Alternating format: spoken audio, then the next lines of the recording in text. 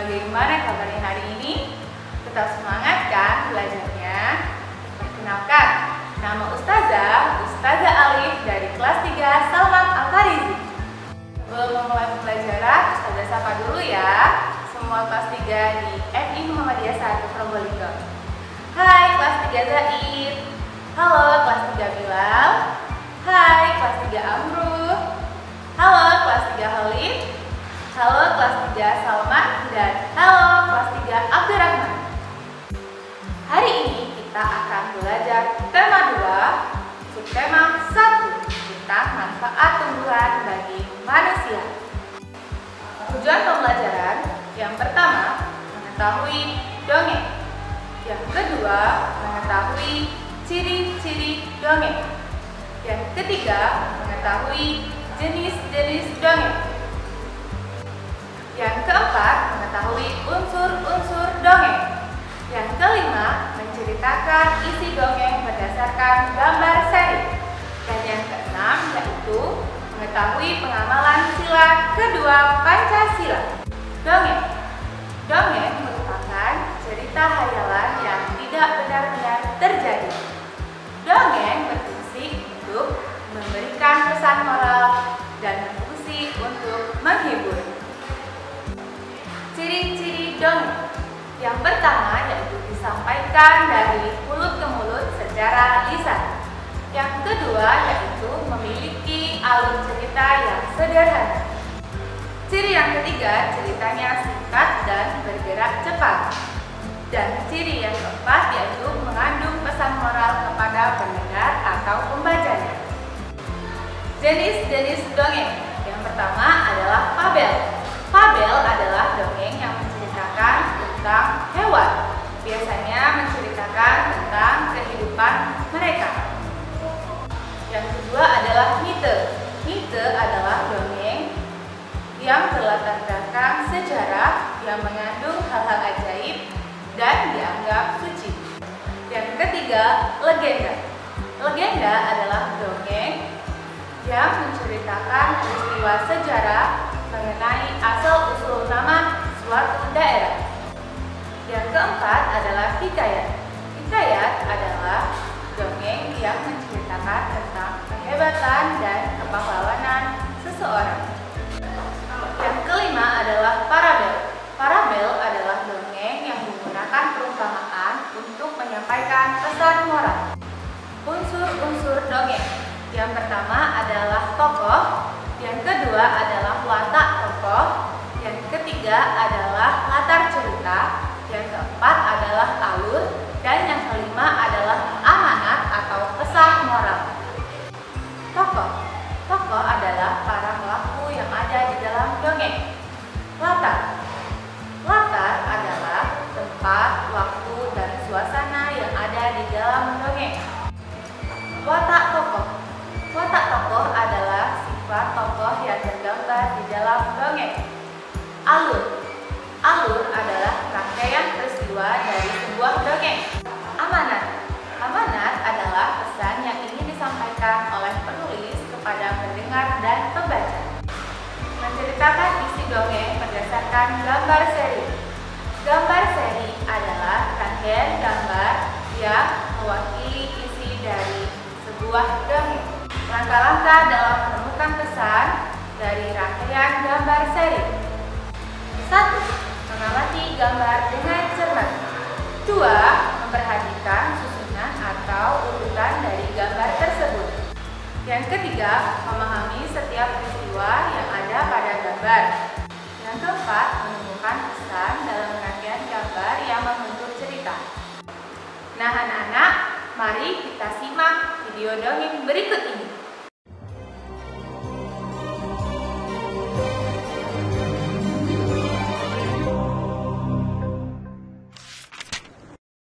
Pohon pepaya dan pohon kelapa. Seorang raja yang bijaksana memiliki kebun yang sangat luas. Di kebun raja yang bijaksana, tumbuhlah pohon pepaya dan pohon kelapa. Kedua pohon itu dirawat oleh penjaga kebun dengan baik. Pada suatu hari, kedua pohon itu sedang bercakap-cakap. Hai pepaya, lihatlah tubuhku yang tinggi ini. Tahukah kamu, akulah pohon yang paling disukai oleh manusia. Tidak ada pohon lain yang dapat menandingi kehebatanku, Kata si kelapa. semua bagian tubuhku bermanfaat bagi manusia. Buahku dapat dimakan. Jika sudah tua, buahku dapat dijadikan bahan masakan.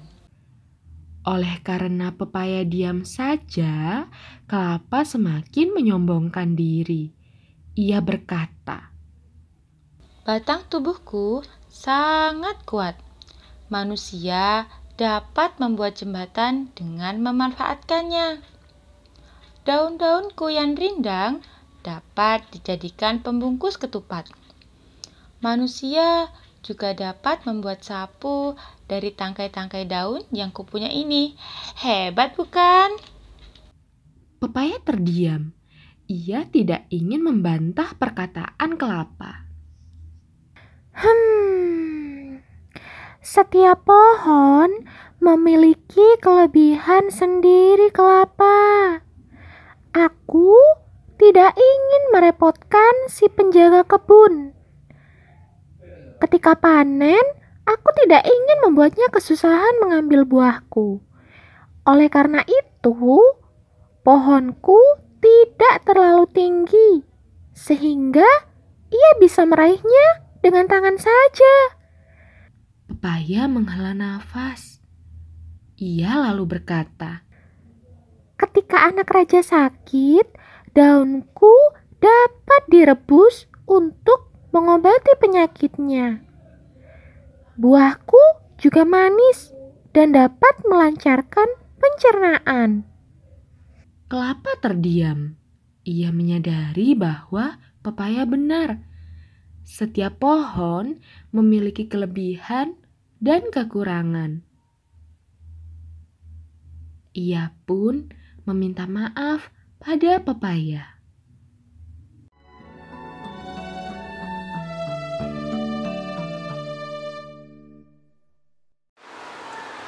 Nah, dari video yang sudah kalian tonton tadi, kita bisa mengidentifikasi loh unsur-unsur dari dongeng tersebut.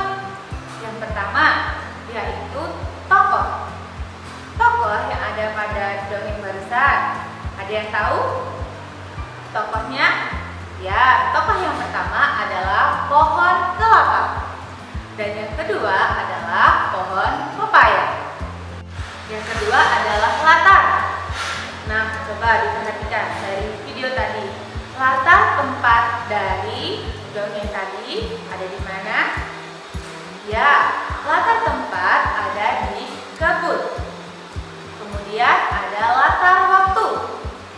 Latar waktu yang ada pada dongeng tadi adalah pagi hari. Latar suasana dalam dongeng tadi yaitu tenang dan damai. Watak tokoh. Watak tokoh dari dongeng tadi ada yang tahu? Ya, watak tokoh pohon kelapa yaitu sombong. Dan watak tokoh dari pohon pepaya yaitu rendah hati. Nah, selanjutnya ada alur. Alur dari dongeng tadi adalah alur maju. Yang terakhir adalah amanat. Amanat dari dongeng tadi yaitu bersikaplah rendah hati, karena setiap orang memiliki kelebihan dan kekurangan masing-masing. Nah, dari dongeng tadi kita bisa tahu kita harus meminta maaf apabila kita punya salah. Dan meminta maaf merupakan pengamalan dari sila kedua Pancasila. Meminta maaf harus kita lakukan dengan ikhlas dan tulus. Itu tadi materi yang sudah Ustazah sampaikan. Kurang lebih